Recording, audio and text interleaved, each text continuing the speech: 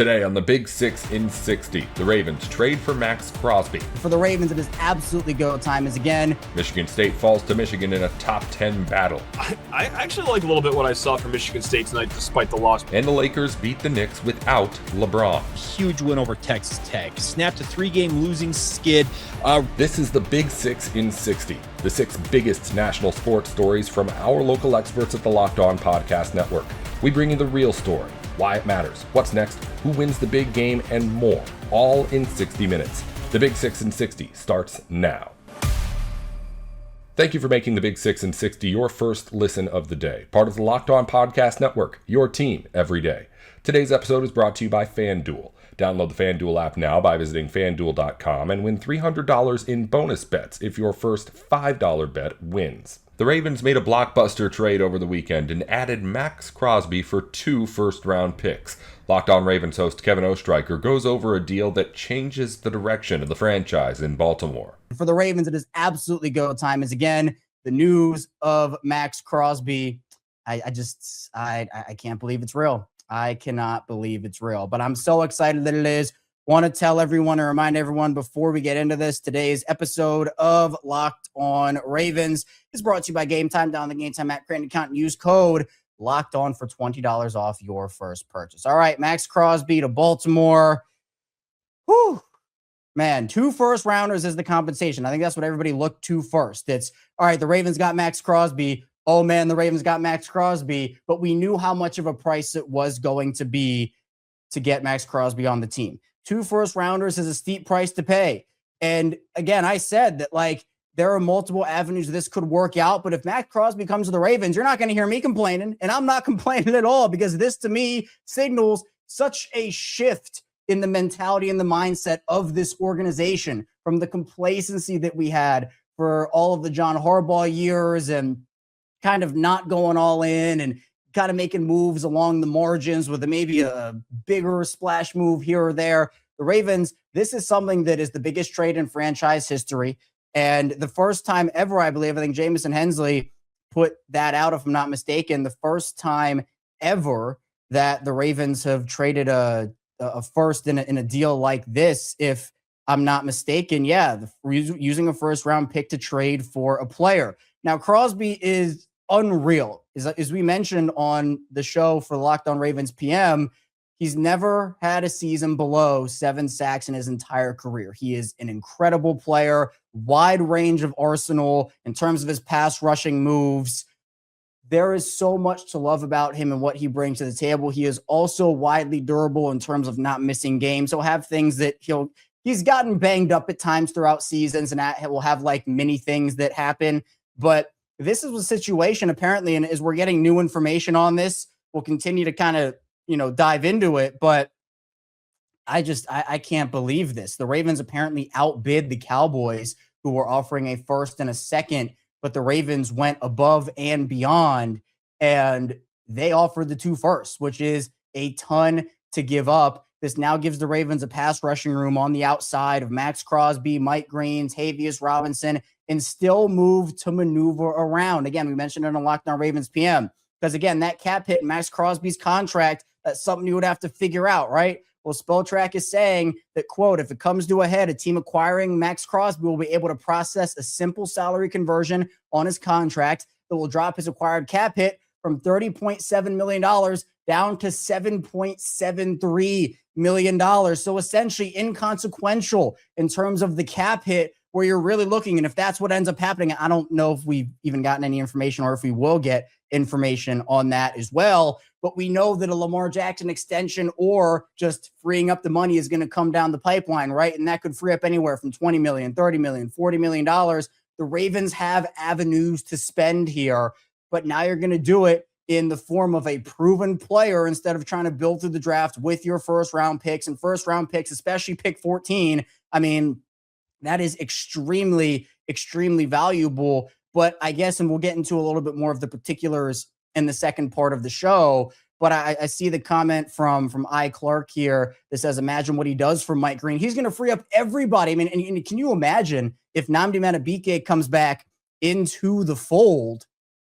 I mean, you're going to have a ton. And again, I don't know if Nnamdi's coming back or not, but I'm just saying, like, imagine if he does. where you're going to have to deal with Maxx Crosby and Nnamdi Madubuike in year 2, Mike Green, Travis Jones getting attention off of him, Tavius Robinson, who has improved as a pass rusher himself. And I don't think they're done. Now, I think this is the big splash move for them, so I don't think A.J. Brown's coming. I don't think any other big splash pass rusher is coming. Trey Hendrickson is off the board for them here, in my opinion.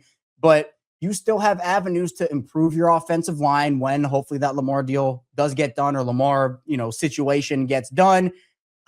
There's so much to look at in terms of the domino effects of this, both on the field and off of the field. But this was the guy that everybody wanted. And we had heard that report, even talking about it a few hours ago on Locked On Ravens PM. He was someone that was generating a ton of interest. And, it honestly is really rare that a player of Maxx Crosby's caliber hits the market. It's not unprecedented. Plenty of guys have, but it is unprecedented for the Ravens to make a move like that. But it shows seriousness to me, right? I think that's all I wanted to see, especially just right after that Pittsburgh loss. If you watched that game with me on the watch along and you listened to my instant reaction after the show and just in the subsequent shows after the week and that game was over, I'm just like, I need to see that this team is serious. And I think that bringing back John Harbaugh wouldn't have been serious. I think going over the same free agency and offseason approach wouldn't have been serious, because you don't want to waste any more of Lamar Jackson's prime than you already have. And I think this, to me, firing John Harbaugh, getting a new voice in the building. I mean, Maxx Crosby and Jesse Minter, that's disgusting. You get Kyle Hamilton on that defense, Roquan, Marlon, some of those bigger names who you're hoping will have resurgent seasons. Max frees everything up, because what do we talk about all the time here on Locked On Ravens? What do we talk about all the time?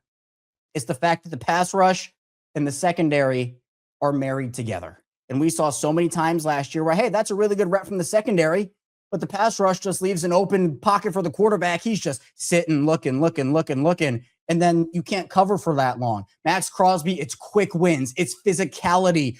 It's someone who gets to the quarterback and brings the quarterback down. There's so much here that this does for Baltimore's defense. And on top of that, what it does, if you're talking about actual little domino effects, it's going to help the offense, because ideally what this does for you is it gets your defense off the field, gives your offense more opportunities. The Ravens, they need more turnovers. I think Crosby can help them in that department, whether it's just forcing bad throws that are interceptable or forcing fumbles. And actually, I'm curious, what are Crosby's forced fumble numbers? So actually, wow. He has 11 in his career. His high came in his rookie season back in 2019, had 2 last season. So he's not like a 7 forced fumble guy per season, but this is someone who Pro Bowl, all pro, dominant player. He's 28 and a half years old right now. Still a lot left in the tank. And he's that prototypical big guy, 6'5", 255. He's a handful to block. And if you single team him, you're going to have to live with those results. I mean, I can't really help you if you decide to do that, or if you decide to do that. So there's a lot on the table. I want to talk just about Crosby and his impact first before we get into the whole draft compensation thing, because that's obviously a big part of this. But I'm speechless. I've been thinking about what to say. And I'm still speechless about the whole situation. And, Jez Rubeck saying that the Ravens decision makers have been down in Florida meeting with Steve Bisciotti. So I'm sure this came together gradually, but apparently Dianna Russini, there's a lot of information that's going to come out about this, and we're going to have a bonus episode tomorrow. Obviously, I can't even speak. I'm stumbling over my words right now, but there apparently has been a lot of thought process that has gone into this. And if you're talking about okay, you can make the cap hit smaller, hopefully, and you can still go about what your needs are and get a game-changing pass rusher who today is one of the best in the league at a position that you knew you needed to free up and shape up. Maxx Crosby was one of the perfect guys for this. So I can't even. I'm so hyped. I'm so excited about this. I know that the chat is as well. I'm so hyped. I'm so hyped. And so when you look at for what Crosby brings, just from a perspective of being able to help out a defense, help out an offense, shore up a need, it checks off 5 of your boxes in this already. And free agency hasn't even begun yet. That's the great thing, is there were a lot of options and paths the Ravens could have taken where you're saying, okay, well, you can check off a box here with this guy, and maybe this guy solves 2 needs if you can get him. Crosby does like 5 of these things on his own, and that's why you had to pay so much for him in terms of draft capital, and it's unprecedented that they did that. But if there was a guy to do that for, if his name was not Myles Garrett, that would have been a no-brainer. Maxx Crosby is someone that I am more than comfortable trading that draft compensation for, because the reality of the situation here is this is a risk. It's a risky move. But you're taking a risk and trading for somebody who is already so proven and so good that lessens the risk. The risk comes in if you don't win a Super Bowl and you pass up on in the first round 2 guys that are going to change your franchise for the next 10 years. Well, then, okay, there's the risk, right? But in my opinion, the bigger risk is trying to not go all in for Lamar Jackson and trying to help him win a Super Bowl. And this helps out Lamar. This helps out Kyle Hamilton. This helps out Jesse Minter. I mean, for a rookie head coach, for a new staff coming in, what's the best thing to give them? As much talent as possible. As much talent as possible. So, look, I believe this is absolutely worth it for this Baltimore Ravens team. And I'm going to say it 10 billion times, so get ready for it. This, to me, is the move of maybe the decade for the Baltimore Ravens, not name drafting Lamar Jackson at 32.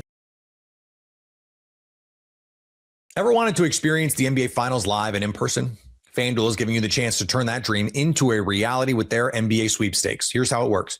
Use your profit boost on any NBA future and you'll be automatically entered for a shot to win an NBA Finals trip for 2. That's right, flights, tickets, the whole experience. If you're already looking at the board and thinking about which team could make a deep run, this is the perfect time to lock it in. Not only can you pick cash, but it could also send you to the finals. Visit FanDuel.com to get started. Use your profit boost on an NBA future and get entered for your chance to win a trip to the NBA Finals. Play your game with FanDuel, the official sports betting partner of the NBA. Welcome back to the Big 6 in 60. Michigan State faced off against rival Michigan in a top 10 matchup to close the regular season, and the Spartans couldn't quite pull off the upset. After taking the L, Matt Sheehan has the recap on Locked On Spartans. It came to the tune of 90-80. Now, Tom Izzo did say in the post-game press conference, he said a lot, actually, but he did say that he was proud of his team. He was proud of how they played. I largely agree with him because, first and foremost, let me just upset you all right now. If you're looking to see me melt down about tonight's game, I actually don't think I could bring myself up to do it. Now, if you're a Michigan fan that likes seeing that from me, I'm sorry. If you're a Michigan State fan that wants validation about the anger you're feeling tonight, I also apologize for that too. But truly, and I don't do this after every MSU loss. I think my body of work shows that I will melt down when the time comes. But man, oh man, I got to say, I actually like a little bit what I saw from Michigan State tonight despite the loss. But that's not what we start the show with. We will start with the bad here. Okay, because, well, yeah, that'd be a little disingenuous to start talking about all the great things that happened in a double-digit loss, but here we go. Here's the bad. And when I want to circle or bold or italicize whatever it is that goes on top of the list here of all the things that went bad today, what is the headliner? I actually got to go back a few games here because this isn't a one-off moment, right? And this is a power outage on offense that Michigan State had. Now, this one, of course, came in the second half. They're up 61-57, and you're kind of feeling it, right? Oh, my God, are they actually going to win? Are they going to hand Michigan their second conference loss? Lordy, things are looking good right now. And then, well, of course, you give up an 11-0 run. And that includes a nearly 5-minute power outage on offense when you are going from pretty much a 13-minute mark to almost the 8-minute mark with no points. And this is a theme that has been happening, well, recently, if not even further than recently. But let's just talk about the small sample size right here because, well, yeah, they had a power outage like this against Ohio State when they snuck away with the victory at home. They had a power outage late in the game in that great road win against Purdue, might I add. But they also had 4 points in the last 4 minutes combined, and that got to pucker time there at the end. Indiana, after starting the game so hot for the first 36 minutes, yeah, surprise, there was a lull for 5 minutes there at the end. Now, was that game ever in danger? No, but it was another example of, hey, Michigan State's offense, they can have these 4-5-minute spurts where they are just begging for anyone to throw the ball at the bottom of the net, and it doesn't happen. Now, look, they got away with it in Ohio State, Purdue, Indiana, but here is a shining example of when we've done those post-game shows, because we have talked about those concerns even in a win, that, yeah, you can't do that in March against, like, good teams. Let's say you run into a 10 seed in the second round, or, you're playing against a spicy 3 seed in the Sweet 16. You certainly also can't do it against a team that's a bona fide 1 seed like Michigan is. And you saw it right there today. Now, of course, giving up an 11-0 run, that's a twofold issue, right? That's offense going stale. That's defense letting the other team get out and playing their game as well. So, look, Izzo said it after the game. We saw it with our eyeballs. They had, and when I say they, the Wolverines had 2 moments where they were just racking up offensive rebound after offensive rebound, and they scored twice on offensive rebounds during that run. Doesn't seem like a lot, but that was truly the game.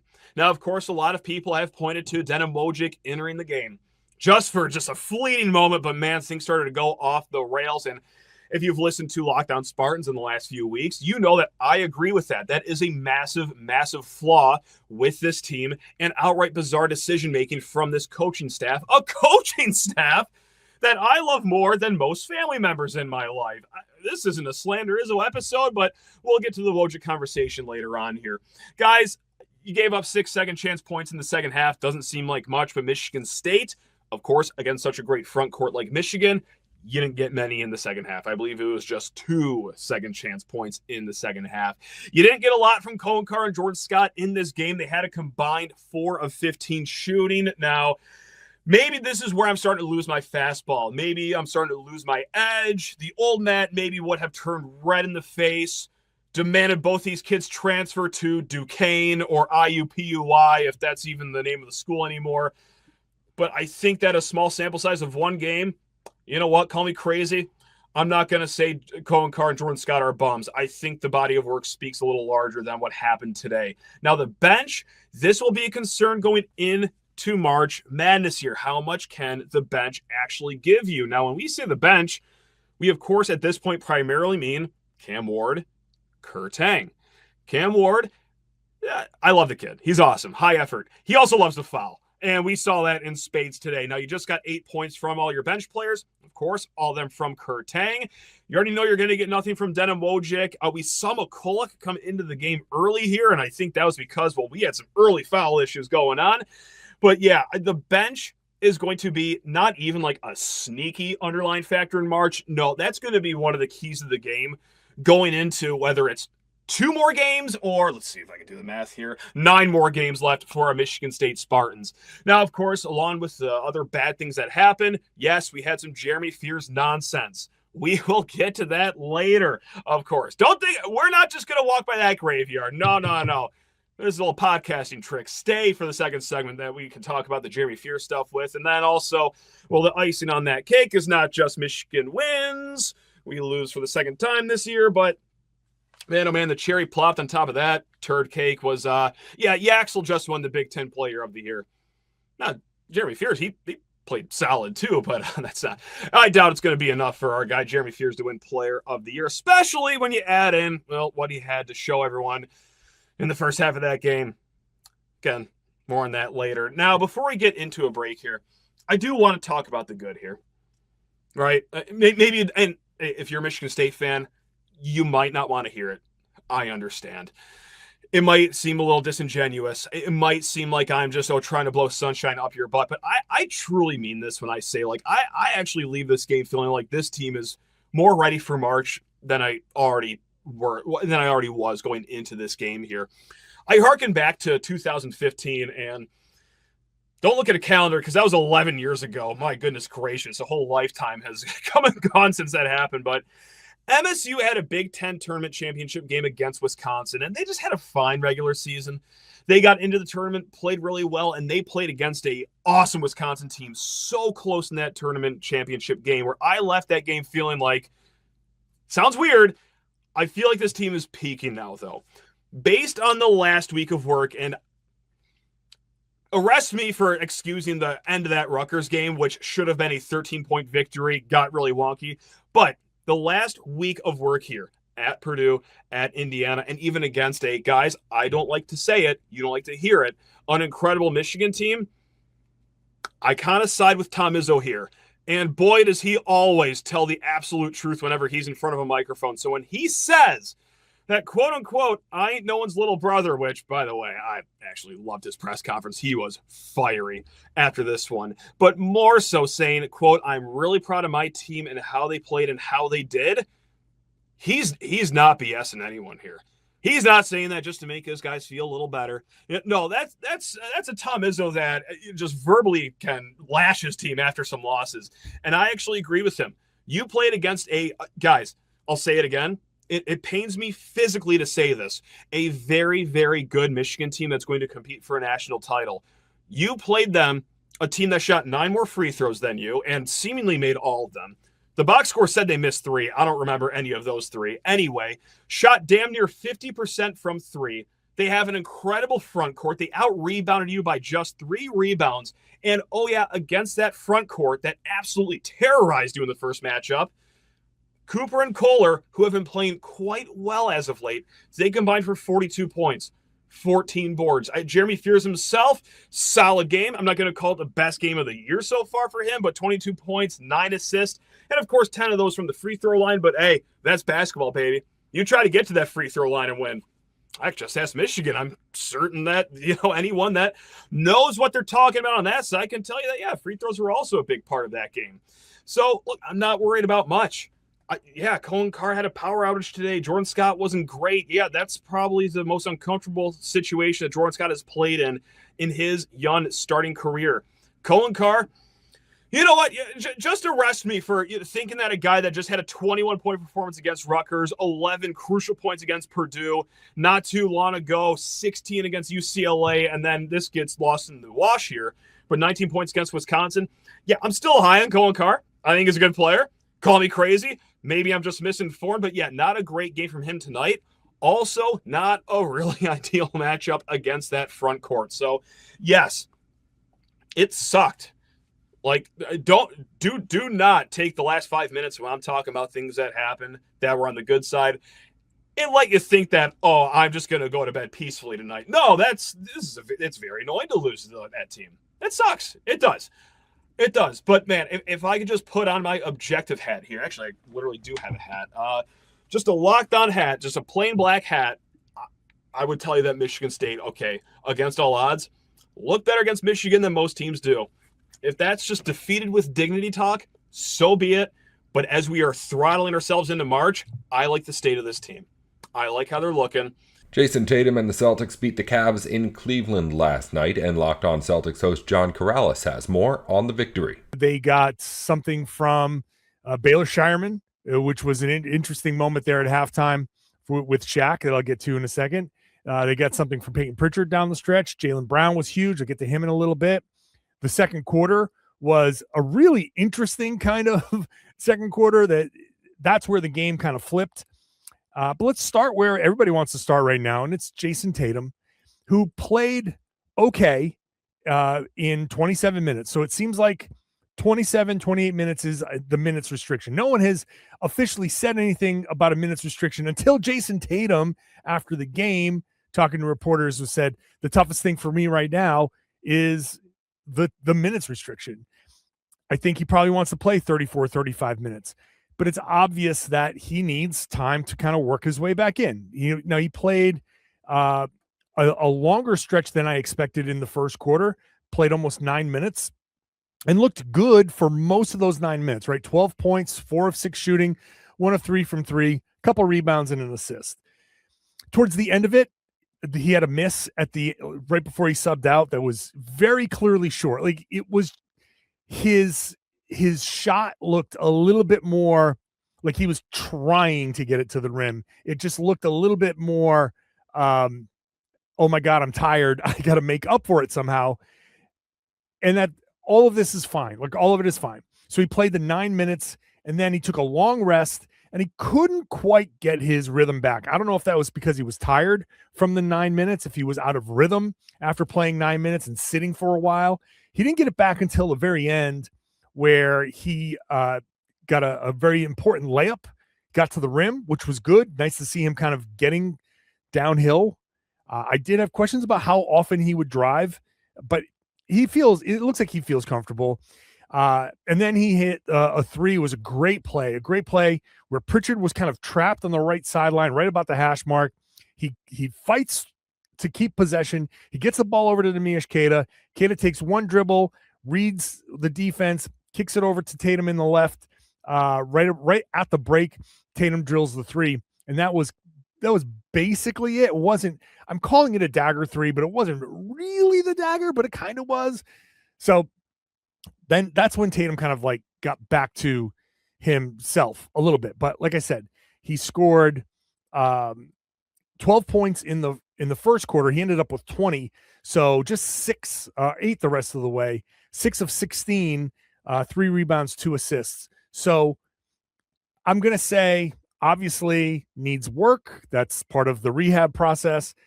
And look, I think one of my takeaways from these two games is that Tatum is answering, like, a lot of these questions about Tatum have been answered already. It took 2 games to get the answers to what we've been looking for. Obviously, there is more to be done. We know that the kind of integration with this team and getting the timing down on some of these plays, and it is a little bit of a different set of things that he's going to need to do, where he sets the picks. He's going to have to set more picks than he's used to. He's going to have to be part of that offense more so than he has in the past, in terms of like setting the pin downs and, flipping the screens and doing, a couple more things off the ball. It's just a little bit of an adjustment there. Not a big deal at all, but still an adjustment nonetheless. And the kind of Jaylen Brown piece is going to be something that just needs a little bit of refining as we go through. This game was a little bit more kind of like my turn, your turn thing. I think maybe by design to get Tatum, like, okay, you're getting this the first quarter minutes, that let's get Tatum some of these opportunities early because he's fresh. Let's go. Let's work him in. Let's make this thing happen. And then Jaylen in the third quarter kind of was like, okay, this is my time. Not like in a bad way. It's just, I think they, by design, were letting, like, that's when Jaylen was going to start doing his thing. And in the third quarter, he was great in the third quarter, right? That's where the Celtics kind of were able to hold off another Cavs charge and build their lead out to its biggest point. And Jaylen was definitely a part of that third and fourth quarter. So I do think they're going to have to figure some of these things out as they go along. But you watch Jaylen on his Twitch stream the other day, and he was talking about, like, he seemed genuinely excited to be doing a little bit more off-ball stuff. And his, catch and shoot game there has been no catch and shoot game this year for him because he's been on the ball so much. So with Tatum back, I think getting some more catch and shoots is going to be a big deal for him. So that, I think, is something that still needs to be refined. I think refined is the best way to put it. Not figured out, not are they going to be able to do it. It's clear already that they will be able to figure whatever they do need to figure out. It's just a refining process because Tatum is nowhere near cardio-wise where he's going to be when he's fully back 100%. He's further along cardio-wise than I expected because I didn't even expect him to play in this game. It's obvious that the 27 minutes that he's playing and the fact that he played in this game 36 hours after the last game, I think it's obvious that he made a lot more progress in the practices and the ramp up, the pre-return ramp up. I think he just made a lot more progress in that regard. I think back to Shams talking about how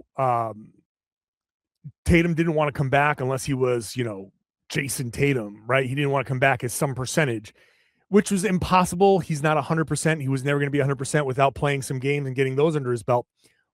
But he is closer to looking like Jason Tatum than I expected him to. I thought this was going to be a much longer, a much more obvious kind of ramp up. Like I thought we were going to see, okay, Tatum is a little bit more demonstrative of needing some time off.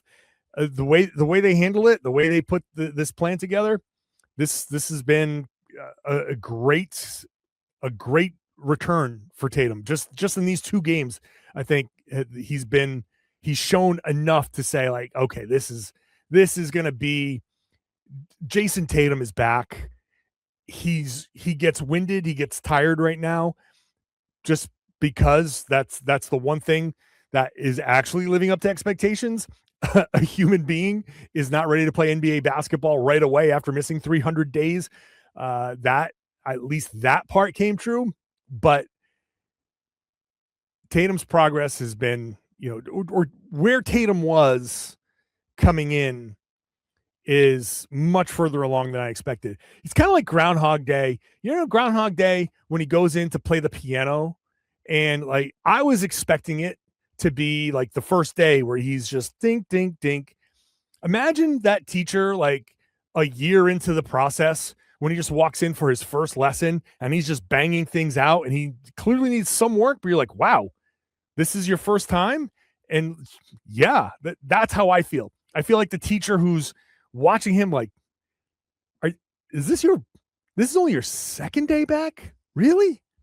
Like this has been Groundhog Day for Tatum for 3 months.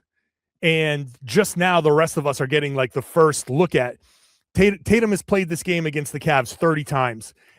And we're just getting this. This is our first time remembering it. That's how it feels to me sometimes. So really good progress, really good. I'm very encouraged by everything Tatum is doing. No concerns whatsoever. No concerns with him personally, how he looks, no concerns with his fit with the team, none of that stuff. Any questions, anything like that, I think have already been answered. Like the storylines, whatever people have been trying to drum up, it's all answered, it's all done, it's all over with, and as far as I'm concerned. Now it's just getting Tatum up to speed physically, just getting his cardio up, and just, like I said, the refining of the plays and just figuring out the timing between him and Jalen and all that stuff. It looked a little bit better against Dallas, probably because Dallas is not as good as the Cavaliers, and it's going to be a little bit of an up and down thing for moving forward, but I have no concerns, and I just feel like anything that I expressed over the 10 months that have been leading up to this, now I'm like, okay, everything answered. Let's just let him get back to it. And I feel like within, a month, right around playoff time, Tatum will just look a lot more like himself, and it'll be just fine. Ever wanted to experience the NBA Finals live and in person? FanDuel is giving you the chance to turn that dream into a reality with their NBA sweepstakes. Here's how it works. Use your profit boost on any NBA future and you'll be automatically entered for a shot to win an NBA Finals trip for 2. That's right, flights, tickets, the whole experience. If you're already looking at the board and thinking about which team can make a deep run, this is the perfect time to lock it in. Not only can your pick cash, but it could also send you to the finals. Visit FanDuel.com to get started. Use your profit boost on an NBA future and get entered for your chance to win a trip to the NBA Finals. Play your game with FanDuel, the official sports betting partner of the NBA. The Lakers didn't have LeBron James Sunday, so Luka Doncic and Austin Reeves stepped up to get them a win over the Knicks. The Kamenetsky brothers go over the W on Locked On Lakers. We'll start with the way they won this game, and it was based entirely on their defense because the offense was no great shakes throughout. Well, particularly in the fourth quarter, I thought the offense really stalled, and that was really the moment where the Lakers had no choice other than to rely on their defense, which had been really good throughout this entire game. Like, this was one of the best wins of the season, period, but it may very well be their best defensive win of the season. And in that fourth quarter, especially where the Knicks were starting to make a push, they got it down to 10 or 9. 10, I believe, was this close. A couple times during the game, and the Lakers kept relying on some combination of stops or activity, disruption, physicality, like across the board. Everybody who played in this game had a role, not just in the win, but specifically the defense of the win. Like, this was the rare Laker game where it felt like nobody was a weak spot at all. Yeah. And, it's fun. Like, New York, let's be very clear here, is an excellent offensive team. I believe they came into the game third in offensive efficiency. And averaging 117 heading into this game. So, this is a good group. They can score.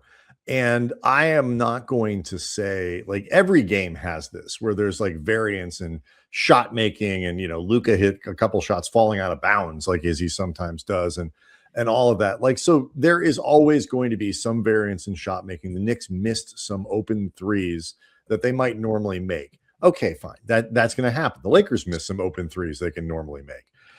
What was consistent throughout, and that where you can point to and say that's the defense.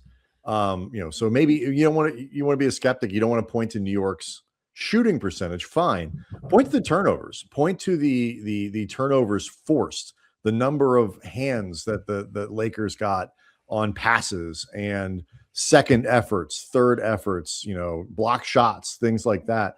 Those are tangible measurements of effort and execution. And the Lakers, I thought, got straight A's across the board. Like, I know people are talking in the chat about Marcus Smart. I know, Andy, you're going to talk about, what Smart was doing. He was 1 for 10 from the field, 1 for 10, and finished the game at a plus 27 to lead both teams by a mile.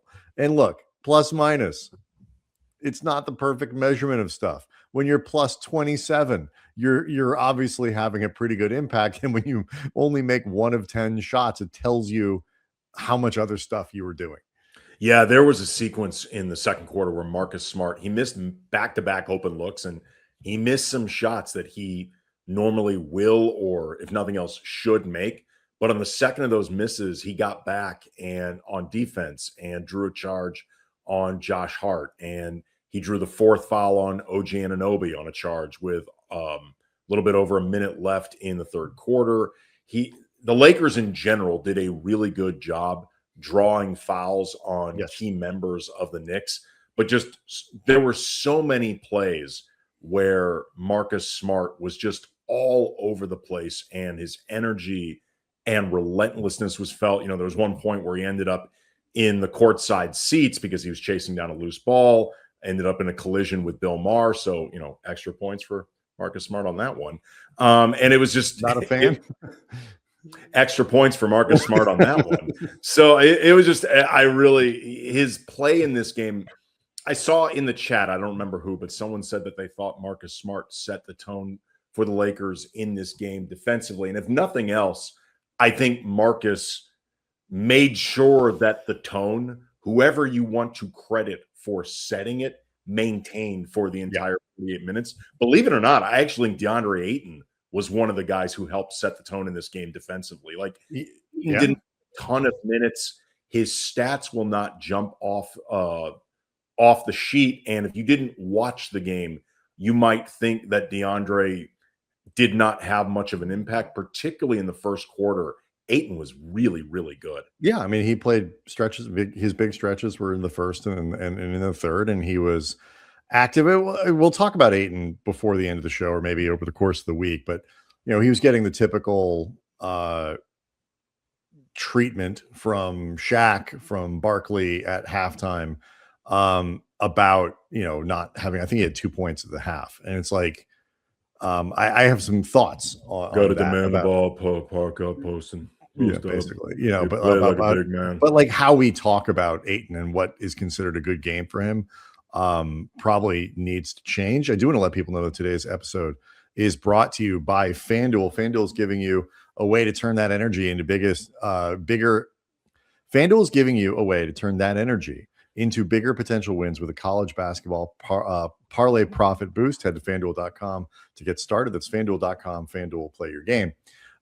So here's some numbers from your stars. Luka and AR combined for 60 points, 35 for Luka, 25 for Austin. Luka had 8 rebounds, 4 assists. Austin had 4 rebounds, 5 assists, only 1 turnover. But they had 5 steals between the two of them. Austin also blocked a shot. Those guys were really active defensively. And, you talk about them being your weak links, and there's no question that they are. Well, I will say, relatively speaking, Luka's not as bad as he gets credit. No, but I beyond the not as bad as the reputation, the last couple weeks, I actually think Luka's defense, forget being better than the reputation or whatever, I actually think it's been pretty good. It has been, but there are certain very noticeable ways that he can still sometimes be probably does not have the quickest feet. Guys in the open floor can do blow-bys and stuff like that. By the way, it happens to almost all NBA players that they get beat off the dribble that way. But the effort has been there, and his anticipation in passing lanes. I think he's gambling a little bit less.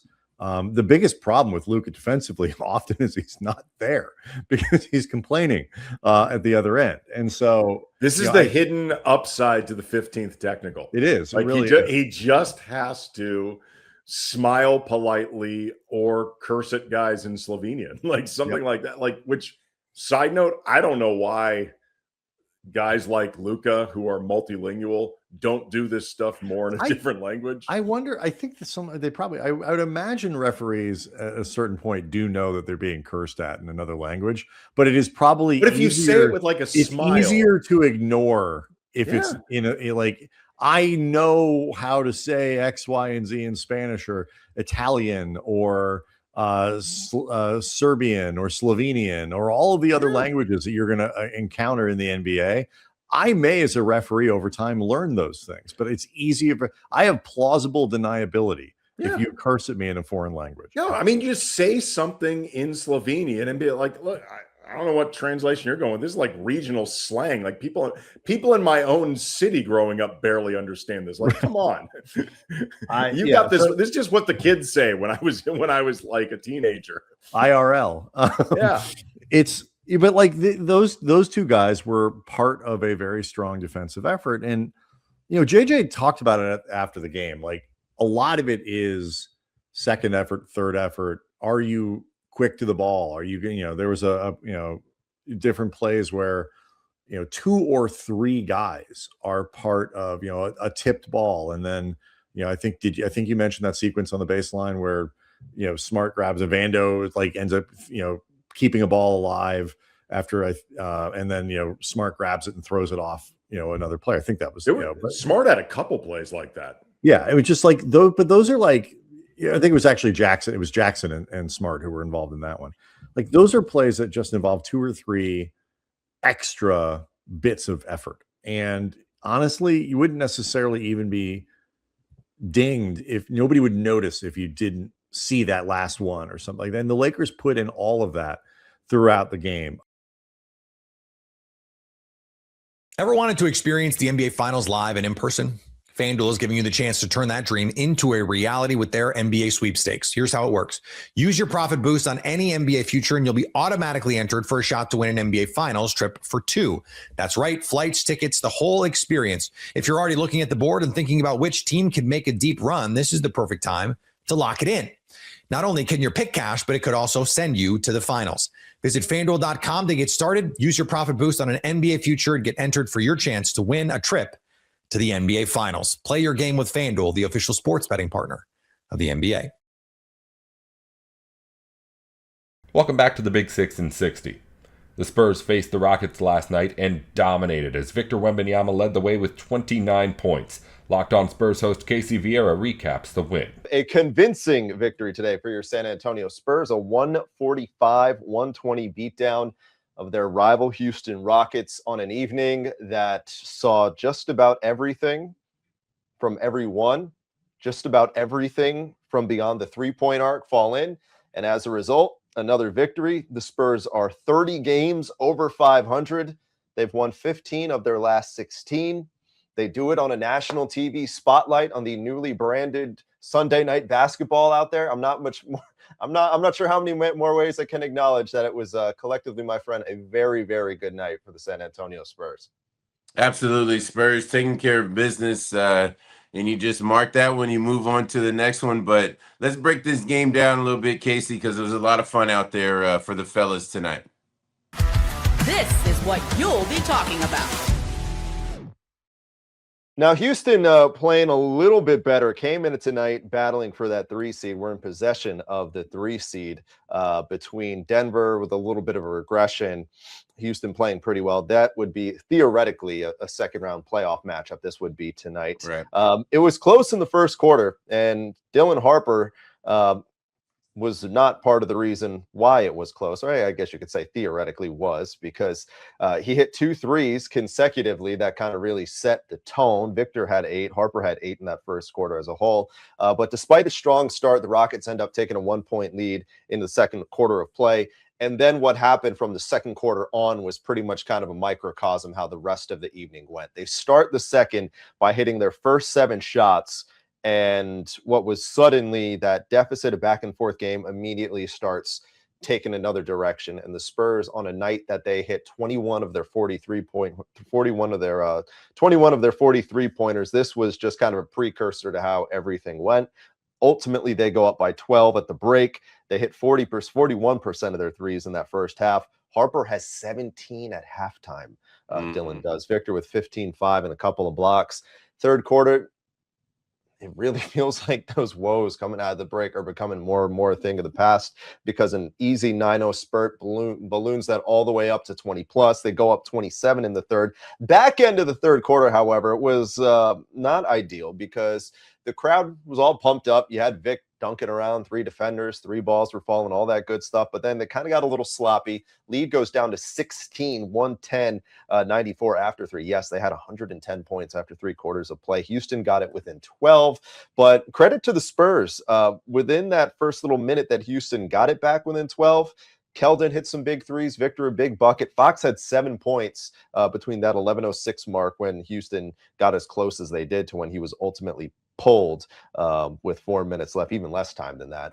He had 7 points there. And as a result, Rockets pull the plug, down 20 with 4 minutes left. And it was actually entertaining because Spurs emptied the bench, and then everyone was firing away and just drilling threes. Lindy Waters, Olynyk, Carter Bryant too. And, the fun part of it. But, well, I guess all of it was fun, but you know what I'm getting at. Victor goes for 29, 8, and 4 blocks in 30 minutes. Steph Castle with 23 and 5 assists. Fox solid, 20 and 10. Dylan Harper, 19 and 6 assists off the bench. Mentioned that 21 of 40 from the field, 58% from the field. 21 of 40 from 3, 58% from the field. It's just more of the same, right? It's just more of the same, continuing to just show the growth and just why there's more reason to believe that this team's got a shot. They have a real shot. Yeah, so where it's all starting is defensively. Obviously, when you have Victor back there, but the things that I'm starting to see, which is a lot of growth in San Antonio, is the fact that the guards, everybody else, they know that they have Victor back there that can block shots, chain shots, things like that. But guys are actually now starting to actually guard their men. All right, they're taking pride in guarding the men. So yes, if you happen to get beat, yes, Victor's there back there to protect you. But when you see some of these guys diving, out of bounds into the first row, given the effort, that they're getting defensively, all right, that's what's going to lead to the other end. Now, what we've struggled with, here up until I say about the All-Star break, was the outside shooting. Well, now you're seeing what it is when you bring, what you bring defensively. Now, put on top of that what happens with your three-point shooting. Casey, you had Harper, 3 threes or 4? Harper had 3. Well, let me double check on that one more time. Keldon had 4. Yeah, Harper had 3, 4. Yeah, when you're getting this, type of production from the outside on offense. All right, I haven't gotten into what Wemby did. I haven't gotten into what Fox did. Yes, you're looking at a very special basketball team. So when I look at a game like this, and that's why I said what I said, hey, you check it off. It was Houston. That's 3. We got 3 more of this homestand. Love to get all 6 of them, but just a very business type approach that went on tonight, Casey. You mentioned 3 as well, 3 for 3 on the homestand, but also 3 out of 4 against the Houston Rockets. I don't think the Rockets are going to make up 7 games the rest of the way, because that's currently 7.5 what they trail the Spurs for the 3 spot, or the 2 spot rather, in the West. But you take all the tiebreakers that you can get. It's interesting because this game felt quite the contrary from when they played last time, right? Because really the past 2 times, because their first meeting in Houston, they played awful in that fourth quarter and they blew that double-digit lead. It was real bad. But then last go around in Houston, it was a real physical game, right? And the Spurs just couldn't find their rhythm. And it's ultimately until that defense really just locked down in that fourth quarter. They held Houston to 13 points. Victor actually outscored them, if I'm not mistaken. But point being, though, that was a very physical game that didn't exactly play the part at this. Houston actually wasn't terrible on the offensive end here in this neither. The Spurs weren't missing everything. But that's an aspect of it that I like as well, because it continues to show more ways that the Spurs are finding ways to win games and beat you, right? You know, they're winning the rock fights. They're winning the shootouts. When they're hitting 50% of their threes, we know that's not going to happen every night. That's not a reasonable ask, of course. But that's just another encouraging sign that they're finding ways on so many fronts to get it done. Yeah, well, if you go back to that game, if you remember that fourth quarter, Jabari Smith hit some big threes to keep Houston alive. Reed Shepherd, same thing. Well, this was different because now you have those role players on the road. All right. And Houston was looking, they got it to 12, and Jabari missed a very important one to cut it inside 10 when Victor was on the bench. Couldn't get it done. But when those guys are playing at home, it's totally different. Believe me, I've been there, done all that. But I think the focus is a lot different now defensively for the Spurs. You don't see a lot of the miscues. You see some at times, but it's not, 3 and 4 or 5 straight possessions of that. So you got to give Mitch a lot of credit for that. But the Spurs are just playing at a all-star, type level right now. And it's all of them. It's not just one. Obviously, we know what Victor does, but he's got so much help right now, Casey. It's ridiculous. They moved to 24-6 now at home, 47-17. Obviously, 30 games above 500. Still 2.5 back of Oklahoma City for that top spot in the West. Yeah. Wanted to ask you something because the assist turnover ratio 38-8 tonight. Before we got started, you mentioned that since the All-Star break, you have seen a dramatic shift in things and as to why the ball has been moving and it's been so tidy. What is that shift? Why has it been so different?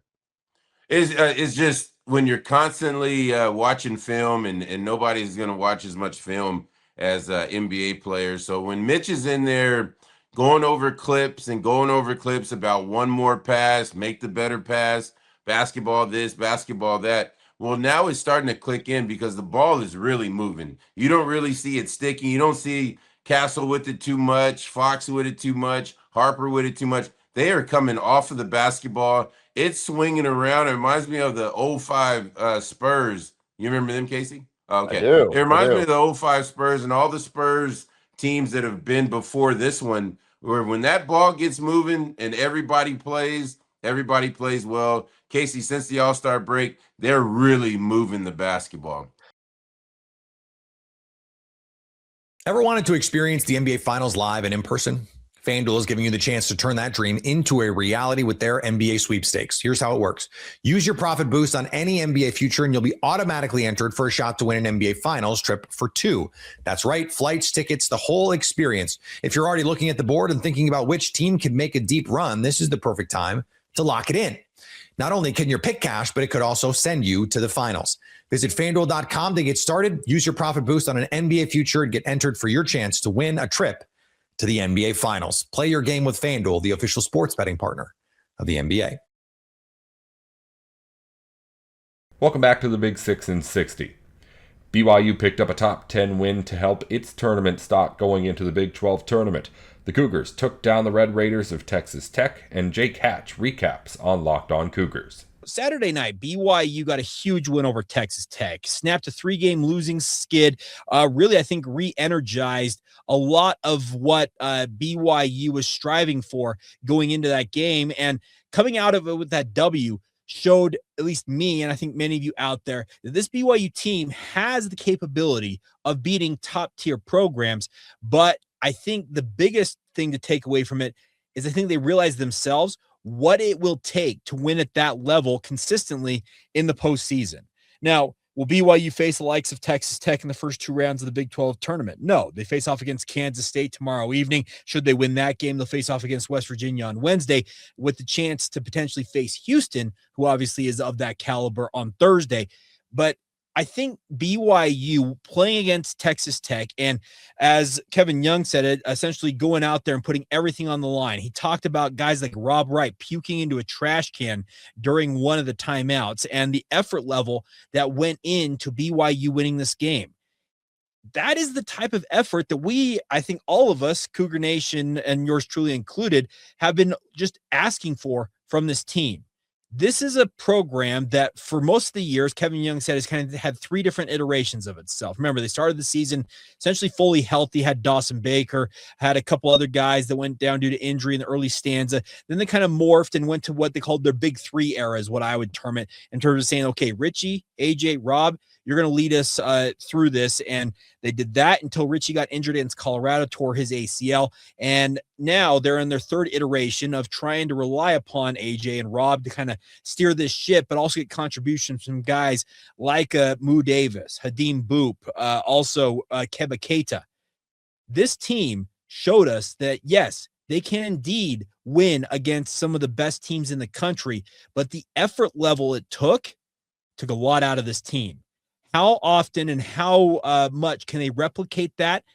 That will determine how deep this BYU team can go this month. It's called March Madness for a reason, because now is the time when those legends are made. The regular season is great and all, and yes, you can have uber success in the regular season. You can go high, you can go low, but when it comes to when you're remembered the most for what you do in a BYU uniform or literally any other college basketball player, it's this month. It's in March. It's in the Big 12 tournament. And obviously, when it comes to the NCAA tournament, yeah, those are when the legends are made. And if BYU can bottle up what they did against Texas Tech and replicate it on a larger scale, and I'm not necessarily saying that you have to do it literally every single night, because let's be real. If you've got guys puking into trash cans, okay, that seems not necessarily the best and most prudent way to go about this. But if you can get that same type of effort level, maybe not to the extreme of, puking into a trash can, that is going to engender, I think, a lot of confidence in this BYU basketball team that, yes, we can make a run here. Yes, we can do something positive and hopefully capitalize on what a pretty tough situation has been placed in front of us. BYU has got 6 different guys on the sideline due to either season-ending injury or ineligibility issues, and that's a significant chunk of their roster, especially considering the likes of Richie Saunders and Dawson Baker and what Nate Pickens was projected to do, among others. But what we saw Saturday night showed exactly, I think, what BYU needed to show is they can play a full 40 minutes. I'll be very honest. I don't think I had seen this BYU basketball team in the previous 30 games of the regular season play the full 40 minutes of any single game. And I'll give a shout out to guys like Run and Rep, D. Humes, etc. on social media who use the term effort is a heck of a drug. Well, guess what? Effort is, but more importantly, it's putting that consistent effort out there for the entirety of the game. That is something BYU is routinely playing 20-minute halves and 30-minute games in terms of like their effort level matching what you would have expected. It took 31 games, but they finally played felt like a full 40 minutes and put the full effort into that game. And the rewards were their second upset in 2 weeks' time of a top 10 team. And if you look at the bracketology, that win's got BYU solidly competing for a 6 or a 7 seed now, when it felt like had they lost that game, they could have slid all the way to maybe a 9, heck, even a 10 seed. So things are on the incline once again for BYU basketball, but they can fall right back off that cliff if you go out and put the type of effort that BYU put on the line against the likes of West Virginia and Cincinnati before Texas Tech. If you play 20 minutes or 30 or even 35 minutes and think that's enough, you're putting yourself in the danger zone once again, because this BYU team, I think, they've been up, they've been down, but what they experienced Saturday night was, okay, that that is what it's going to take. And if we can do that, we're going to be pretty all right. So I hope they can do it. I hope they can go out there and show us very much what they're capable of, but they got a lot to prove. There's zero doubt about that. That's all for today's Big 6 in 60. If you follow basketball, football, or college sports, the Big 3 in 30 has a half hour on the biggest news in the NFL, the NBA, and on campus, going up every weekday just like this one. Just search the Big 3 in 30 NBA, the Big 3 in 30 NFL, or the Big 3 in 30 college, wherever you're listening or watching now. Thanks again for tuning in to the Big 6 in 60.